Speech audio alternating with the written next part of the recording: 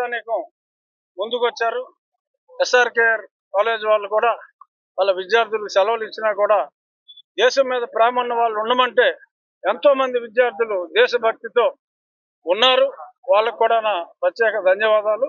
అలాగే ఈ ర్యాలీకి తరలి వచ్చి ప్రధాని నరేంద్ర మోడీ గారి నాయకత్వానికి, అలాగే భారత సైన్యానికి ఎప్పుడూ మేము ఉన్నామని చెప్పి వచ్చిన ప్రజలకి, ఇవాళ ఉదయం మా స్పీకర్ గారు 1 నెల జీతం ఈ నేషనల్ రిలీఫ్ ఫండ్కి ఇవ్వడం జరిగింది. అదే స్ఫూర్తితో వెంటనే అది ఎంతో మందికి స్ఫూర్తిగా కూడా నిలుస్తుంది అని చెప్పి అన్నారు.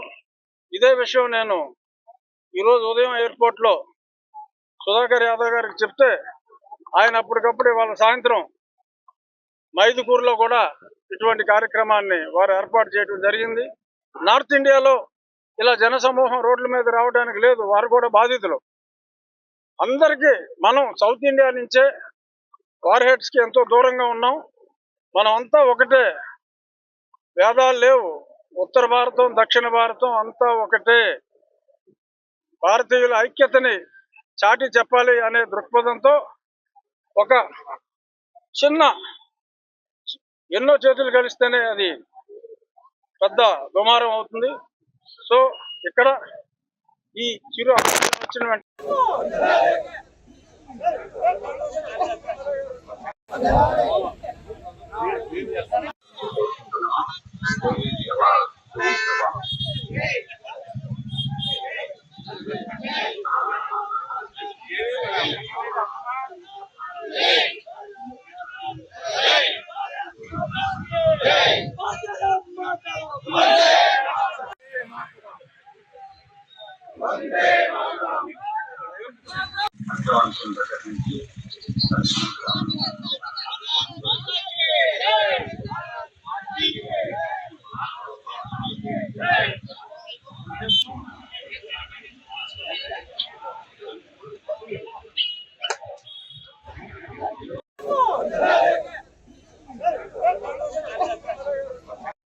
మరి ఇంతమంది ప్రజానీకం ముందుకొచ్చారు.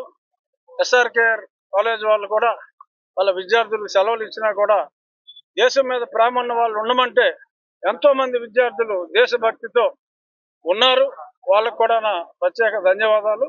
అలాగే ఈ ర్యాలీకి తరలి వచ్చి ప్రధాని నరేంద్ర మోడీ గారి నాయకత్వానికి, అలాగే భారత సైన్యానికి ఎప్పుడూ మేము ఉన్నామని చెప్పి వచ్చిన ప్రజలకి, ఇవాళ ఉదయం మా స్పీకర్ గారు 1 నెల జీతం ఈ నేషనల్ రిలీఫ్ ఫండ్కి ఇవ్వడం జరిగింది. అదే స్ఫూర్తితో వెంటనే అది ఎంతో మందికి స్ఫూర్తిగా కూడా నిలుస్తుంది అని చెప్పి అన్నారు.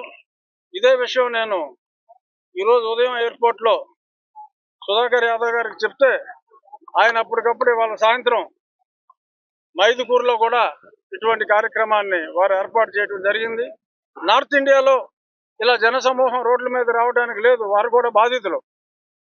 అందరికీ మనం సౌత్ ఇండియా నుంచే వార్ హెడ్స్కి ఎంతో దూరంగా ఉన్నాం. మనం అంతా ఒకటే, భేదాలు లేవు. ఉత్తర భారతం, దక్షిణ భారతం అంతా ఒకటే. భారతీయుల ఐక్యతని చాటి చెప్పాలి అనే దృక్పథంతో ఒక చిన్న ఎన్నో చేతులు కలిస్తేనే అది పెద్ద దుమారం అవుతుంది. సో ఇక్కడ ఈ చిరు వచ్చిన వెంటనే